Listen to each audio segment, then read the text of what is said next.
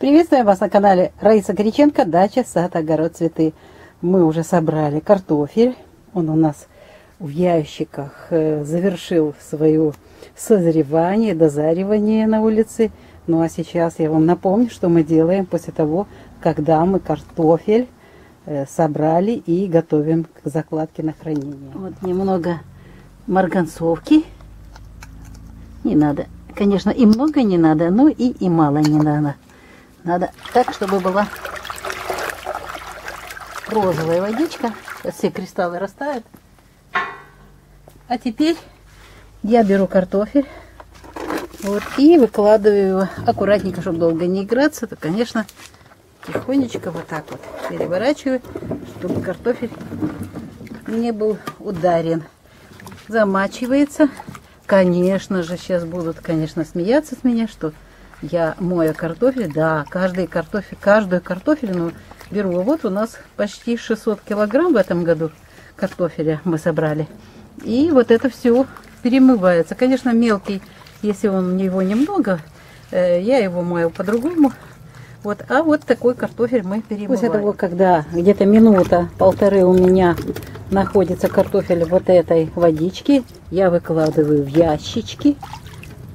Здесь он у меня сушится, просушивается. Здесь немножко и солнышко. Вот. И охлаждается. И только потом, после охлаждения, и еще раз будет пересмотр. Разные будут картофели. Крупные к крупному, мелкий к мелкому.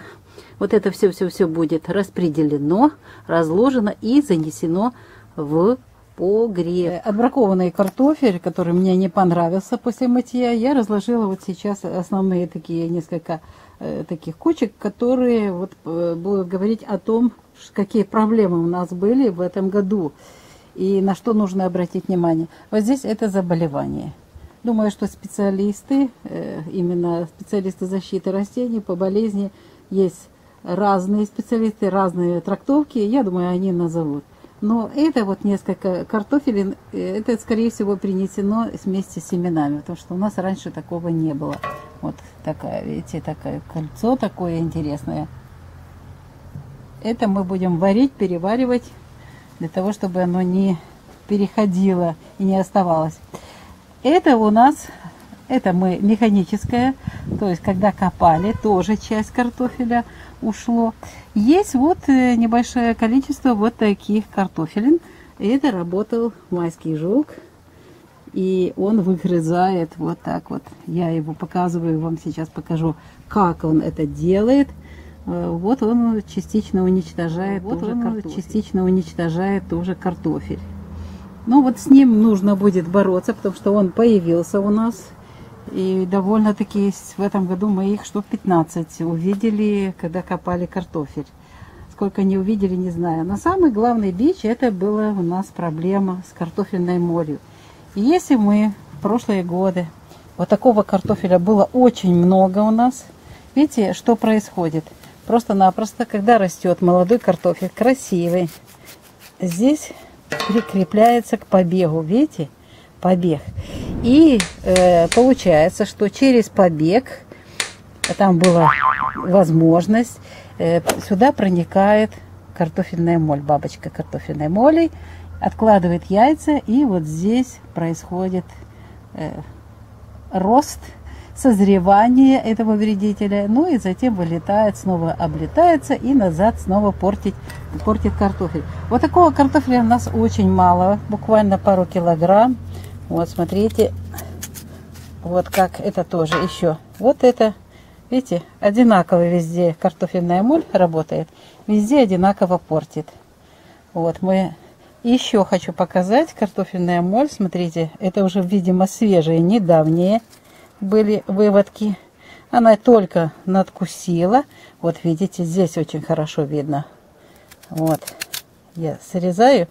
Естественно, здесь походило, может быть, даже показаться, что это дротяник. Нет, это не дротяник. Мы его вывели, а именно так работает картофельная моль. Видите? Естественно, если этот картофель как будто бы целый, занести его в хранилище, Если здесь была бы моль, остатки, маленький червячочек, и во-первых, я его не занесла, а если где-то и что-то получается, у нас вот есть, допустим, небольшое количество, вот видите, только здесь уже вышло, покушала и вышло. Вот. Сюда, если даже попадает марганцовка, то жизни уже для этого вредителя не будет. Я уже заметила, что именно марганцовка, если я мою, то на нее, на эту картошечку уже после мытья не садятся никакие вредители. Это уже проверено. И даже на улице вот мою, и сюда только мухи, и то быстренько слетают. Потому что им не нравится чистота, не нравится им. Сейчас, ага, тут у нас есть, видно, чуть-чуть только. Вот видите, маленькая дырочка. Поели, вылетели себе, и все. Эти вредители. Здесь тоже какие-то вредители у нас пробовали загрызть. Вот видите, здесь было раньше, когда был молодой картофель. Вот здесь тоже моль тоже зашла себе, поела, испортила нам картофель, потом вылетела и дальше пытается уничтожать, если что-то есть такое для нее съедобное, и работает в этом плане неприятном. Ну, еще есть вот такие картофельные. Ну, это механические. Вот. Что я делаю? Я перебираю. Если это механическое такое вот внедрение, то я этот картофель могу использовать еще на питание. Вот. А так вообще-то вот это обрезаю. А вот это варим и отправляем в землю. Потому что практически он здоровый. Единственное, что вот видите, его моль как испортила. Вот она, ее экскременты, что она оставляет после себя, оставляет не очень хорошие, видите, вещи. То есть картофель гниет. Если занести этот картофель в погреб, его не заносим, то будут проблемы. Получается, что у нас в этом году мы, благодаря тому, что обрабатывали картофель очень часто раз в неделю во время дождей триходермином, трихофитом, наш картофель не болел, и плюс он устойчив против заболеваний фитофторы, и один сорт это точно. Вот. Второй сорт частично, но мы еще полили до дождей, провели полив под сами растения, там, где у нас был рядочек, и получилось, где вот эти картофельные были, и были ямочки, вот полив, и триходермин сюда попал. А затем я напомню, что мы, когда уже картофель рос, можно было к нему добраться. Сейчас покажу, что мы делали, как мы его спрятали от картофельной моли. Благодаря вот этим всем действиям во время выращивания картофеля, защите картофеля от уже в растениях во время вегетации, от грибковых заболеваний, от вредителей механическим способом, а также мы обрабатывали Скарада АМ во время вегетации, когда зеленый картофель был против различных вредителей. И вот это все вместе дало нам возможность вот собрать такой хороший урожай качественного практически картофеля. Немного у нас отходов, но эти отходы пойдут в первую очередь. Вот я смотрю, даже есть уже помыло, здесь марганцовка, но вот этот картофель мы оставим недалеко, не заносим его в погреб, и он будет использован в первую очередь. Картофель хороший, помытый, благодаря вот этой агрооперации, мытью картофеля с помощью марганцового. Сначала вода, потом марганцовка, и сушим, охлаждаем, заносим, выполняем все требования для закладки хранения картофеля и закладываем в благоприятное время.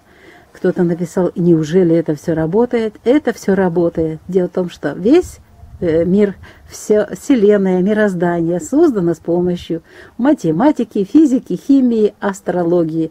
Все это вместе создает нашу красивую реальность. Конечно же, свет, звук, это все есть наша вот эта реальность материальная. Ну, а для нас сегодня тема, мы рассказали, как мы добились того, что наш картофель в этом году лучше сохранился, чем в прошлом году, благодаря различным мероприятиям, которые мы проводили. Раиса Греченко, Александр Волик прощаются с вами. Всего вам самого доброго. До новых встреч в новых видео.